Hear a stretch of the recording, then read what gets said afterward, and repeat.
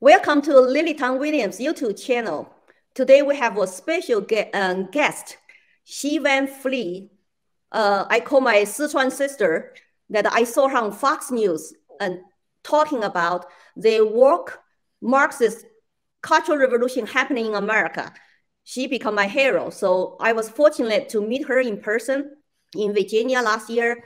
And we're so happy she can join us today. Of course, my co-host, Amani here.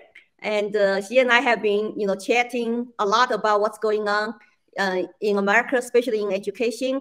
And Xi Van Fleet come to this country in 1986, actually yes. 2 years before I came. So she has a lot to share with us about her stories. And so welcome, and Xi, thank you for coming to join us. Sure, yeah. I think your audience probably know by now, we are all three of us are from the same city. It's in Sichuan province called Chengdu, and it's in southwest of China. And so it's very, I think it's unique that we somehow met here, not just meet, but we met because we share the same goal, same mission, and that is to save America.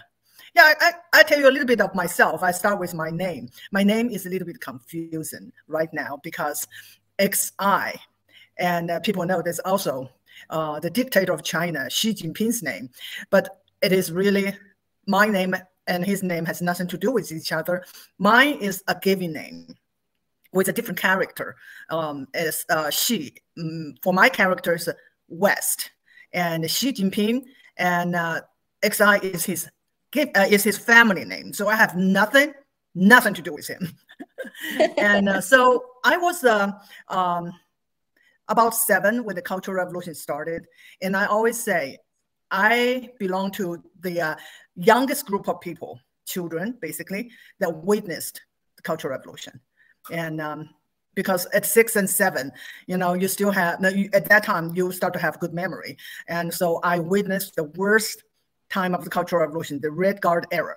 That's from 1966 to pretty much 1979. And the violence, the chaos, the riots, everything. And I witnessed. So that's, I think that make my experience very unique. Not only that, and I was just lucky enough to caught the last period, to be in the last period when this young people in the urban areas were sent to the countryside to get re-education. I was 16 when I was sent to the countryside to work with the peasants in primitive condition for 3 long years. So I had a full experience of the Cultural Revolution. And that's just a brief introduction. So according to your bio, I saw you actually come here, got a graduate degree, worked for a kind of information management system industry for 30 years. You were never political, and you were just, enjoying life, raise family, building your career. And so what change your behavior, your attitude? All of a sudden, you become a national, like a figure as a famous Chinese immigrant who speaks up against the war. What happened to you? I think my experience is typical. I think probably same pretty much happened to you. You come to this country and you feel like I've left communism behind me. Now I'm in the land of freedom. What else can go wrong? We can just forget about China and embrace freedom and enjoy it, a gift to us. There's nothing to worry about. So I focus on achieving my American dream.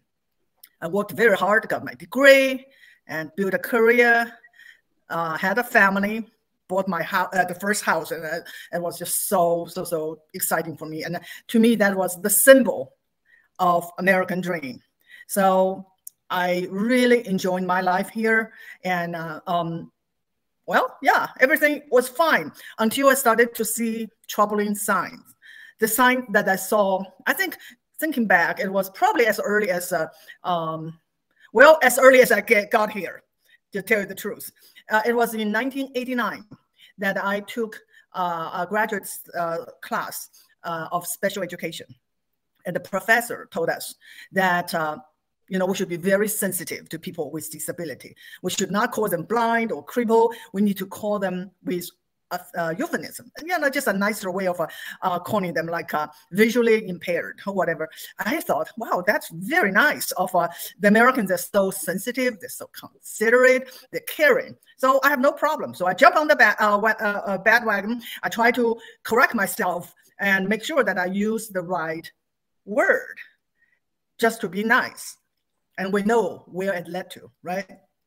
And then eventually, we can't say that, we can't say this. And then, do you know what happened to those words that I learned in 1989? Now it's incorrect to say visually impaired. Now back to blind. This is not just absurd. People don't understand. People say, it's absurd. After full circle now, it is the correct way to call people with a vision problem. Now call them blind. It is nothing to do about calling words. It's about control. Yes, absolutely. Yeah. This reminds me of like my work training last year when we were being told that calling people African Americans is incorrect because a lot of African Americans are not Black. So now it's back to the politically correct term is Black or brown. Black.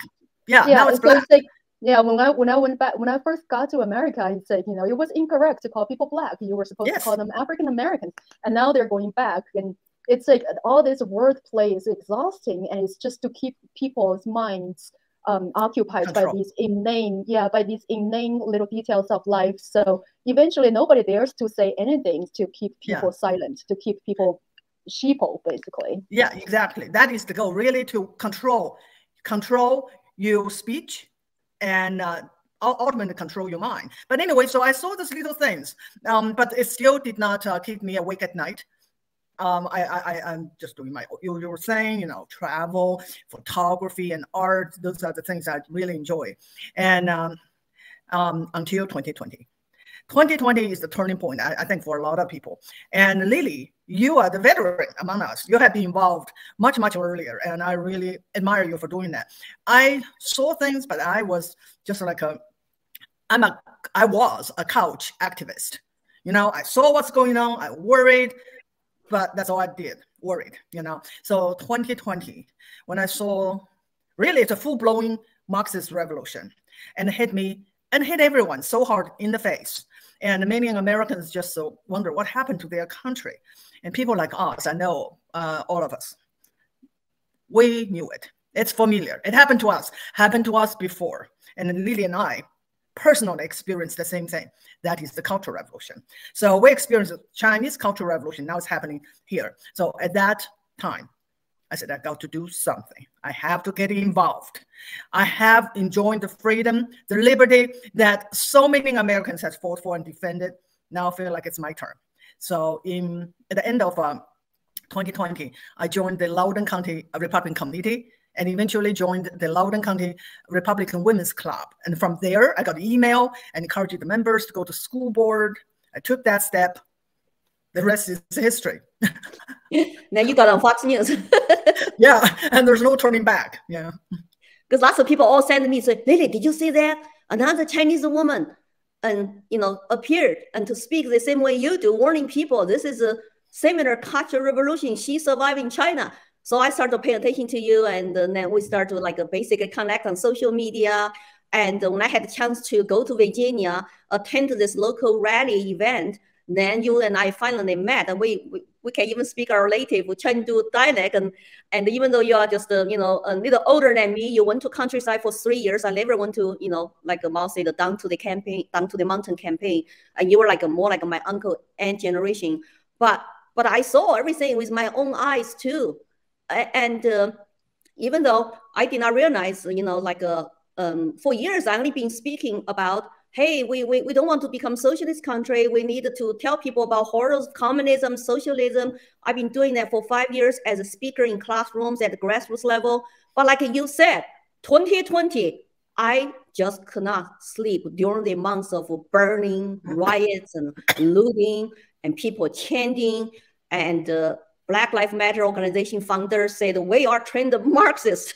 And I just, it's like I was having some PTSD. I just could not sleep anymore. So I said, hey, it seems like lots of Americans also were quiet and silent because you could get canceled. Like you said, if you don't say something correct words, you could get canceled. Amani just talked about she had to pass the test to become a tutor for K to 3 grades and students to get paid, I mean, she had to probably, you know, say something she did not mean to pass the test. That's like I mean, 3 of us share such a strong mission. This is our duty to come out to say something. And I was mentioning to you earlier, Valentine's Day is coming up next Tuesday. And now we'll talk about controlling the words and the gender and then what's going on in our schools, so erase women, create a genderless society. So could you elaborate a little bit, like when you were growing up in middle school, high school, and later went to countryside, you know, what it's like? I just remember we could not date, right? We could not talk about romantic love and could not look beautiful. Like today, I even wear a beautiful necklace and doing makeup, and like we all try to look like, hey, we are women and we want to be pretty. What's wrong with that? Human nature. What happened to your generation that time? Well, beauty is canceled. Femininity is canceled. Why? Because Mao told us it's bourgeois. So we have to be all revolutionaries. So that is an age when everything, there was a only way, there was a correct way for everything, for doing everything, for thinking, for just every part of your life. So hairstyle, let's say hairstyle. There's only 3 hairstyle that was allowed, that was correct for women. One is a short hair, like what I have now. Another is 2 ponytail, short, has to be short ponytail, and 2 short or long pigtails, braided. That's it. You can't let your hair down like you do now. If you were caught by the Red Guards, they would just chop off your hair, and I witnessed that. So I got the message very early on. So I always had the correct hairstyle. That is mostly 2 little ponytail. So everything else is canceled. During the Smash in the 4 Odes campaign, what is 4 Odes? Old idea, old tradition, old habit, and old custom. They're all canceled. And that include fashion. That include everything that is traditional. So we have only all the clothes of any style was canceled. And as young girl, or as everybody back then, there was one most desirable outfit. And what is it?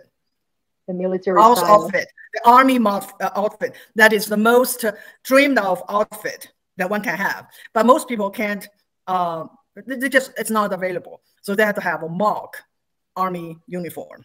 So growing up, I remember probably just 3 different colors: blue, green, and gray, or maybe black. So in China, it's a sea of darkness.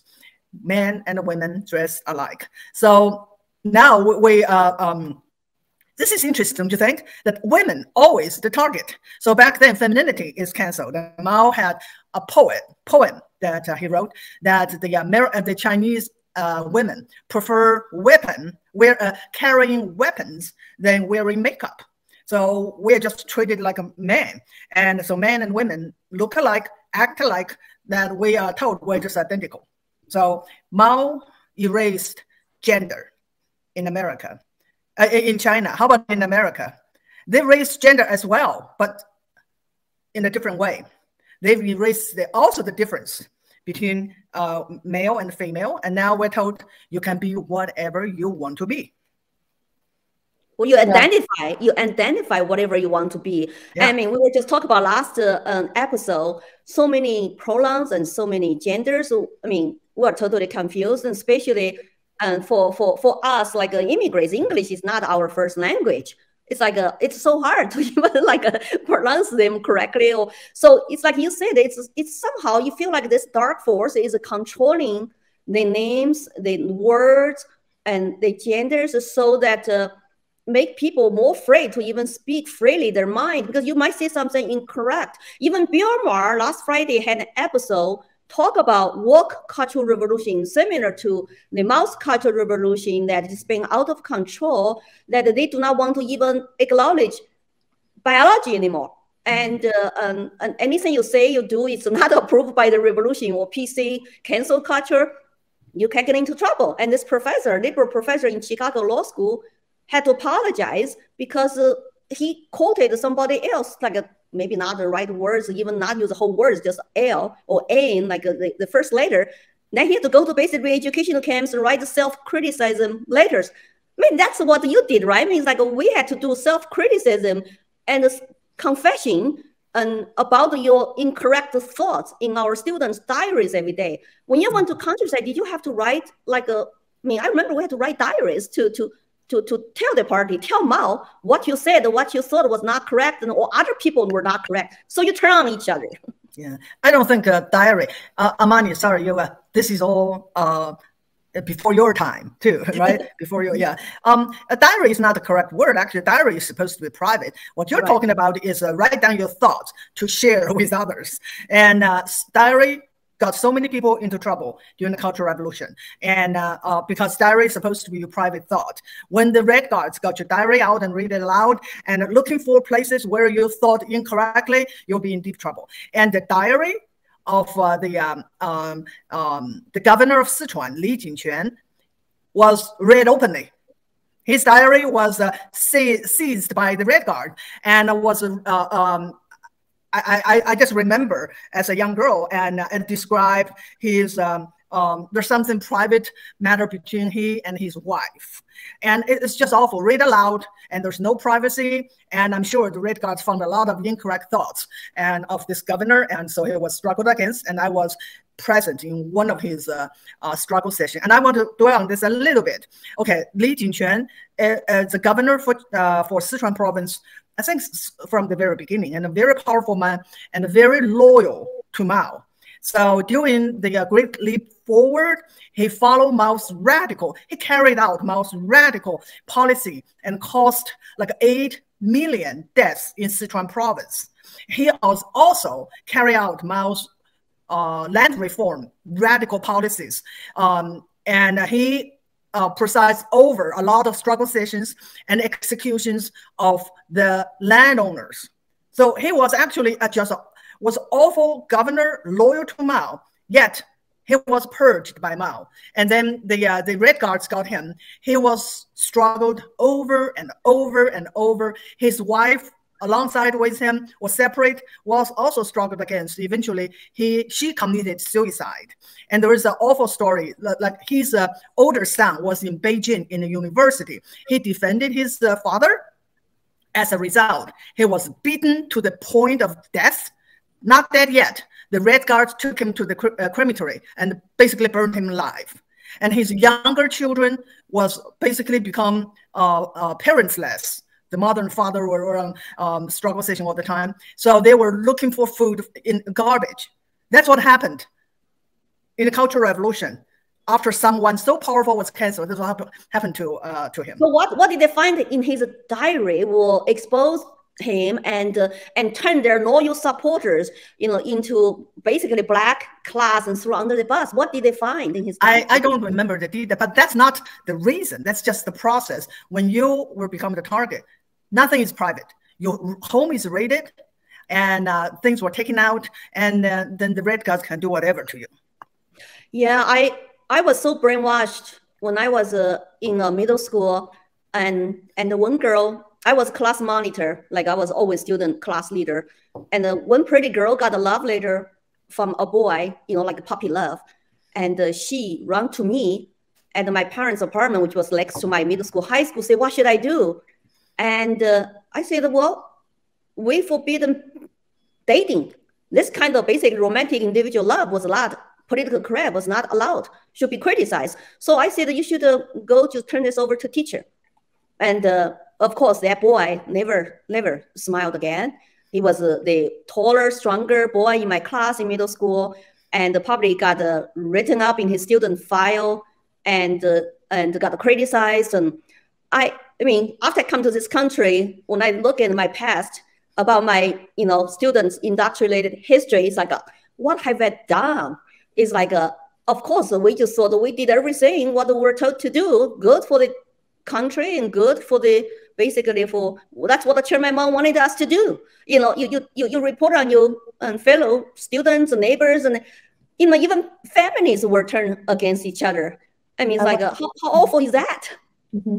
I want to follow up on that. It wasn't only during the Cultural Revolution. It wasn't only during the Mao era. I mean, like I grew up after Mao had died, and I grew up in the Deng Xiaoping era after China was opening up and reforming. But still, when we were children, we were never allowed to express love for each other or to see love between our parents or anything. Like we were not, we were basically, yeah, wearing the same thing, like the military suit that we were told the 越艰苦朴素, right? 越艰苦, 越高尚. Like the simpler you live, the simpler you live, the more noble you are. So like we were brainwashed into like believing wearing the most basic clothing was the right way to do it. And we were also like encouraged to report on each other. Like if a boy like wrote a little love letter or little note to some girl, yeah, we were looking out for that. And I remember one of my classmates in middle school did report to our the ban主任, the teacher, the master teacher, whatever you call it,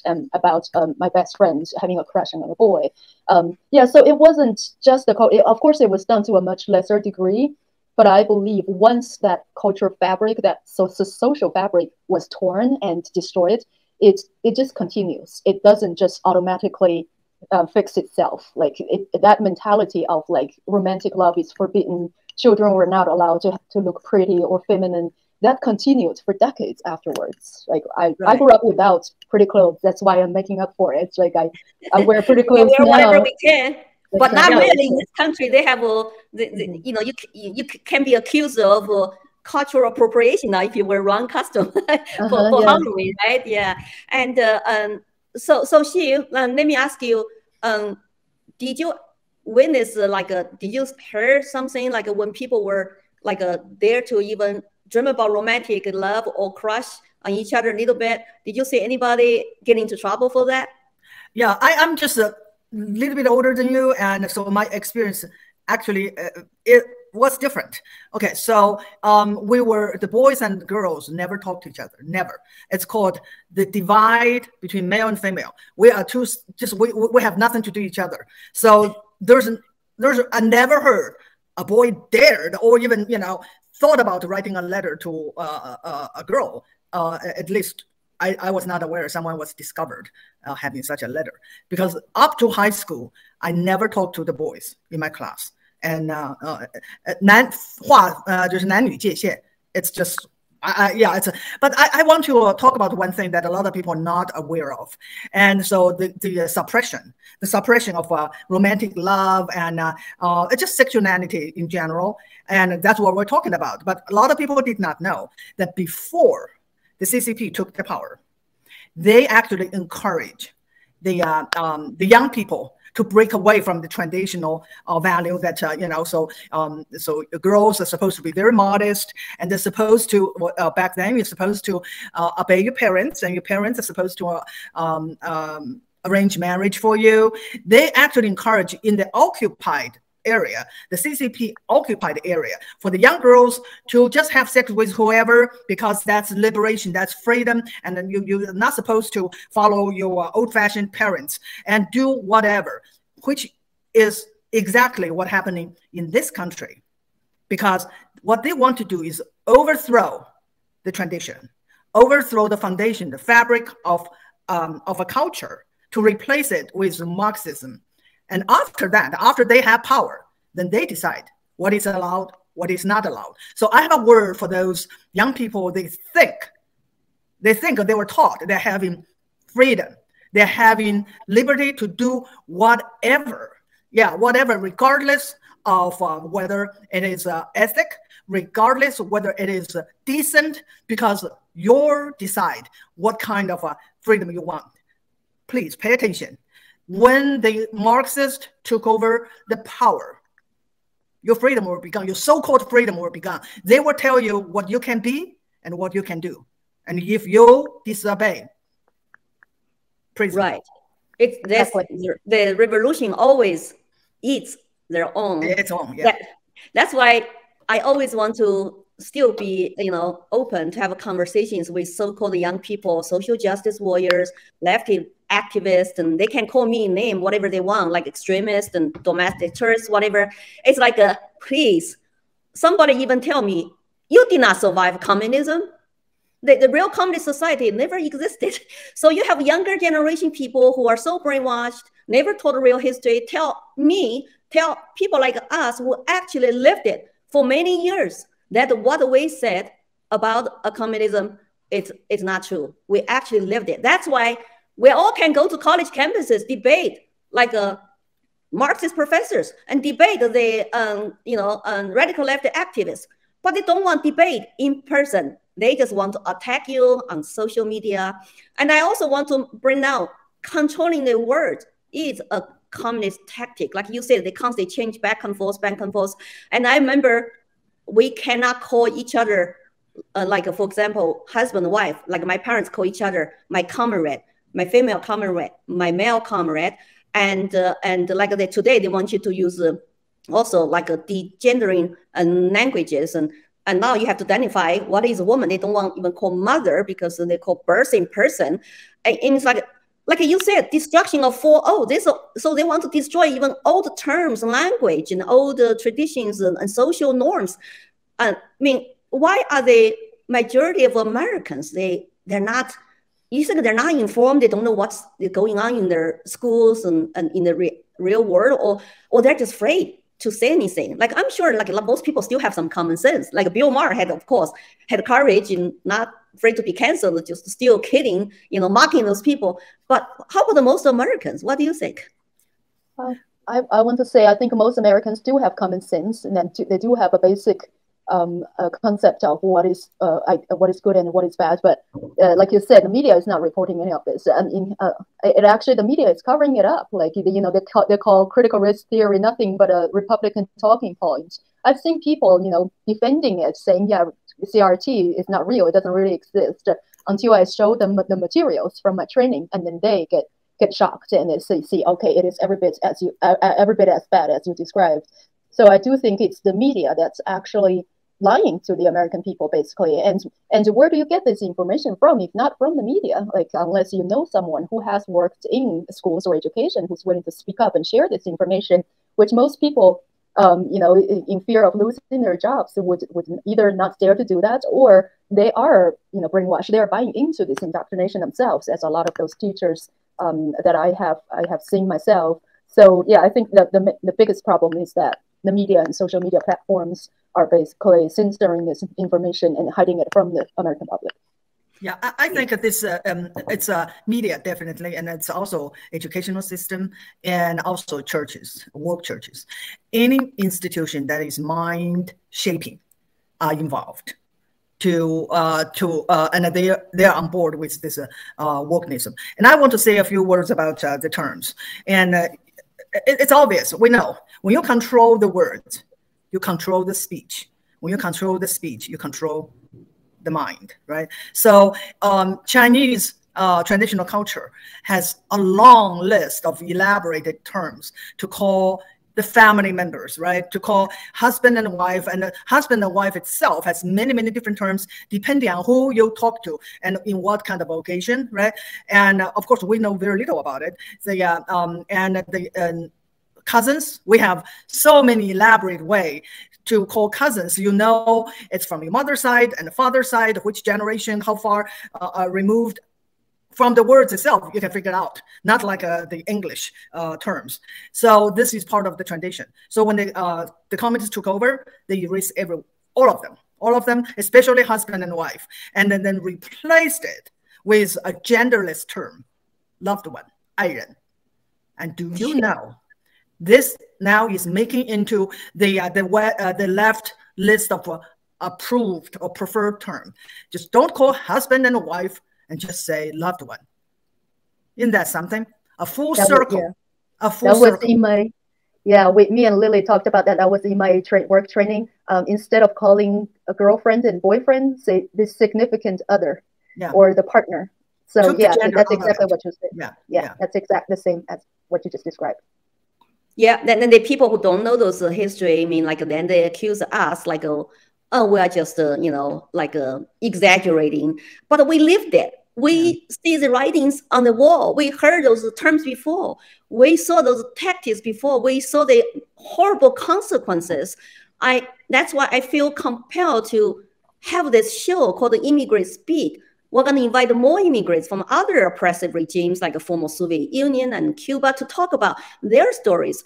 Because lots of Americans if they really lived like us, then they are not taught real history in classrooms or by their parents. Then they just don't know. Then they left active, think we're the one who are maybe making things up, exaggerating, was right the one crazy, and because they are the one who are adopting the communist tactics and terms. And however, they are not called extremists. And we supposed to be Republican extremists. It's so sad to see, really. I had crushes on actually quite a few boys from middle school to high school. I could not express anything. I had to just, only like just live in my own mind, right? Like, like a puppy love. And even in college, first year when I went to college in Shanghai, it was like 1981, 82. We were forbidden to date. Our party secretary of law school said, don't fall in love. By the time you graduate, you get a good assigned job, and we will introduce you husband and wife or something like that. So the first couple in my college dated. They become the target for like 2 years. They were look at it and criticize. Everybody look at them. And it was so inhuman. Think about it. It's just like a human nature. It's like they want us to become just a revolutionary, serve the country, serve the party, and totally suppress your personal desires, because they say that as a kind of expression of individual liberty, individual rights. Because I had crush on that boy. They want you to talk about collective love. I love party, I love country, I love China. It's all collective things.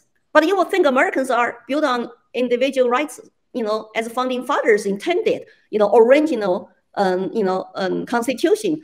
So means like what can we do? I mean, like can we get on like maybe national media to talk about this? I mean, but because we are keep outside the classroom too, like Amani trying to become tutor, then got to go through work training, then she trying to share her dissented voices. They call her white presenting.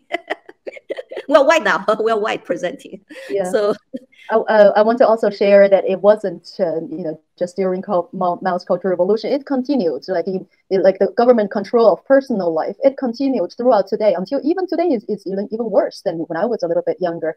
I want to share that when I was working in a radio station, for example, my coworker, she was planning on getting married. So I saw what she had to do. This was back in 2002. She had to submit an application to the organization, to the work organization, stating her intention to marry this guy. I had to state the guy's name and work, whether a party member or not, just a personal bio, and waiting for approval from the radio station that we worked at. So it said if the radio station or the work organization disapproved of her marriage to this guy, she couldn't get married. So this was 2002. It wasn't in the old days. So it's like the party control of every aspect of your personal life was like still very pervasive at the time.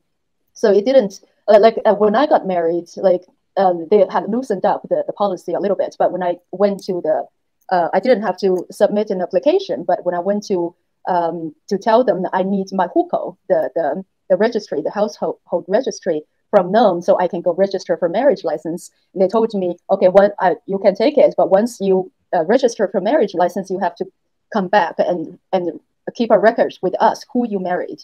And yeah, so it was like I had to inform them of everything about my private life.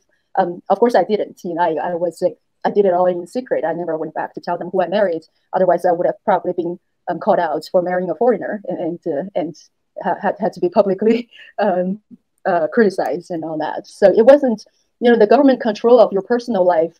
It's like, it's like a typical socialist, or communist, reality. And I think here in America, people have been free and individual for so long. And for some reason, that seemed like a new thing, a novel thing that even has an appealing side to it. I think we could see it clearly during the first wave of COVID, when the people were calling for government shutdowns of businesses and calling for government mandates of masks and vaccines. I think that was like very exciting and new for the people who had never experienced anything like it. And if you take that and you extend it to every other personal aspect of a person's life, it's not just a piece of clothes you wear, it's not just a jab you take, it's also about who you marry, where you live, where you work, what job you do, and yeah, it's like one step at a time. Once they accept that, you can be forced to put a piece of cloth on your face. The next step is like you will be accepting, government telling you where to live, who to marry. It's just all one step at a time. Yeah. I do want to say a few things about the importance of knowing history. And so when the CCP took over China in 1949, and one of the first things they did is take over the education system.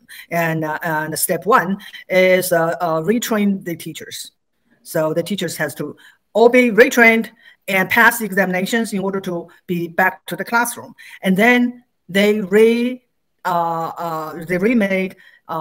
textbooks, especially history books. So they understand the importance of history. And so they want to remake history and let the Chinese people, the children, to forget about their heritage. So it is so important. And so I grew up, Lily, you grew up knowing nothing about the real history. We were taught the CCP's version of history. And the 3,000 years of Chinese civilization was boiled down to class struggle of the oppressors and oppressed. That's it. All the revolution, the uprising of the peasants, it's all oppressor versus oppressed until the communists came on stage, and they stopped the vicious cycle of so they liberated all the oppressed and they got rid of all the oppressors. So communism, right? Okay, so we did not know any better, and that's all I know. That we were taught that we are so lucky to be born in New China, to grow up in the flag of the national flag and red flag. We were just so lucky, and I believed it because I had no clue what people live or how people live outside China. And so I just have a good story to tell people of when you know history, then you can see through the lie. So during the Cultural Revolution, when all the Red Guards were aroused by Mao, and they become his Red Guards, defend him to death, and then they're going to eliminate everyone that they thought that were not loyal to Mao. Okay, they thought, not that they weren't loyal or not loyal. It's just they will get rid of all of them. So all the young students got involved, and they wanted to be part of the movement. They want to have the banner, the badge on the arm, Red Guards, and that is a symbol of power and symbol of correctness, that you are on the right side of history. There was one girl. She was a student of German in Beijing Foreign Language Institute. So she went to the first rally in Tiananmen Square when Mao met over 1 million just Red Guards, and who were there just screaming their heart out, "Long live Chairman Mao," with that little red book. Yeah, she was there because she learned a little bit history about Nazi Germany, because she studied German, right? She said, no, this is not right. This just reminds her of the brown shirts. So she was so courageous that she wrote a letter to Mao using her real name and say, you are taking our country to total chaos, and you should be ashamed of you. And knowing that she will end up in prison or being executed, and so she tried to commit suicide, but she was saved. She took some pills or whatever, so she was put in prison for like a lifelong sentence until the end of Cultural Revolution, and then she immigrated into Germany. This is a powerful story because it demonstrated when people know history, they can understand what's going on today. Because you know what? There's nothing new under the sun. And the reason that all those young, progressive, radical left youths were on board, because they know nothing about history. They know nothing that the Cultural Revolution took place in China 50-some years ago. And the survivors are still here. Lily and me are still here. We know because we not only we learn about the history, we experience it. So I think this is the most important thing, to brainwash the youth, is teach them the real history, not 1619. That is fake history. Teach them the real history. I do believe that is the key to save the young people. Well said. And that's why, we, of course, have this show and deprogram. Basically, we had to deprogram our 3 children, people every night when they went to public schools, when we raised them. And the thing is, though, that it's very scary, like you said, when they took over China, the communists took China, they had to, centralize education and control all classrooms and retrain all the teachers and all standardized textbooks, curriculum, data collection, and all teachers work for government. And I'm just so worried about that's what is also happening in this country, except they don't use class struggle anymore, all down to class struggles and class theories. It's all about the race theory now. It's identity. All about identity. Yeah, it's identity politics, no matter how you spend it. I really want people to hear our stories and as just regular human beings with common sense to be united and don't buy into this kind of revolution theories, propagandas from politicians and from the media and social media. And another funny word I want to ask you, that we're so brainwashed, our generation, we avoid to talk about, for example, sexuality or sex. So when people actually hint a couple is going to do something to have sex, they're going to say, hey, we're going to go 干革命, we're going to go do revolution. Do you recognize that term? Well, I was too sheltered, or you may say it. I have no idea. I have no idea what sex was until after I graduated from college, or before. I was well into my early 20s, because where do you know? And where do you learn about it? Nowhere. And then my friends, just as ignorant as I was, and there's no information, there's no book, and I just had no idea. So this is something I just think it's extreme. And we would, it's just natural for, young girl after puberty to have some education and to know what sex is and what it does, all that. Okay, and right now in America, they want to sexualize the young children. It looks kind of like the opposite, but it is the same thing. It is exactly the same thing. One is control after you got power. Another is really overthrow the foundation of a society so that they can get power. And I have this warning to people. Once they get power, they're going to tell you what you can do, what you can think, and they will control everything, just like the CCP and Mao. They also turn children against the nuclear family, their parents. Say if they're confused about their identity or transgenderism or whatever, or even race and skin color, guess what they do? They will say, my parents don't understand me. I'm going to talk to my counselors and talk to authority figures in schools, and they're encouraged to even just go to, even group homes. If their parents make them feel bad and feel suicidal, then they go to government group homes and all that. That's why I feel like we know the history and we have to come out. I really appreciate your very courageous behavior, and I know we all actually put lots of risk on our lives online to do this. I was threatened 2019.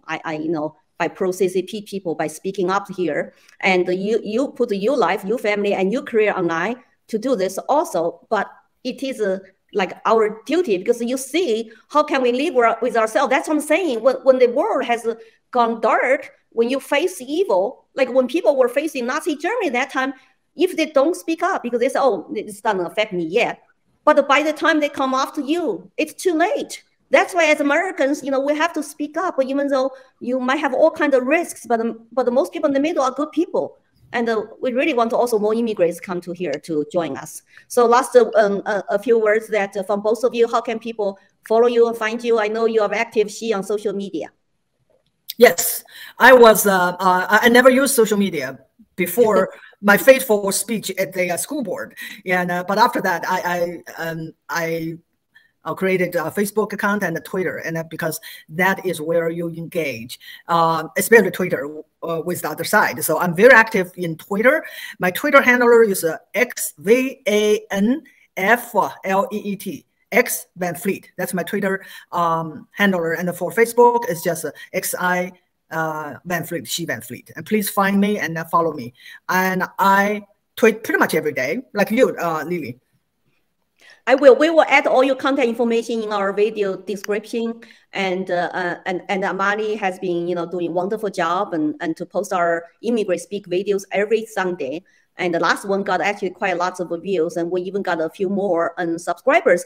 If you like this video, please like and share. And if you want to donate to help us keep speaking our stories, go to locals.com and become a member and supporter. But most important, share our radio, especially with young people who don't know the history well. And I do believe the goodness of American people, once they know the truth, and they will start to get informed, activated, and organized. Again, local elections coming up in New Hampshire, and we're hoping that people will show up March 14th to vote for their candidates, or best yet, even just go to the meetings now to speak up. There are lots of stuff in our school, public schools, and they're not wrong, and the parents don't know.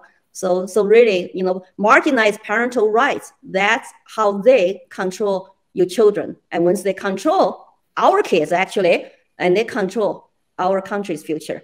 So that's why we have to just keep speaking up. Thank you so much, and enjoy your Valentine's Day and have fun. We're still very positive, very happy here. This is a great country, and go and spend good quality time with your loved ones.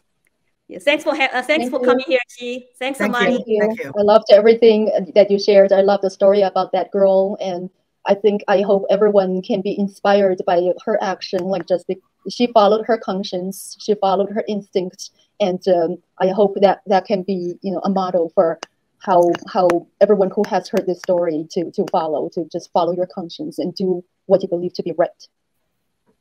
Thank you all. Thank you. Happy Valentine's Day. Happy Valentine's Day. Happy Valentine's Day.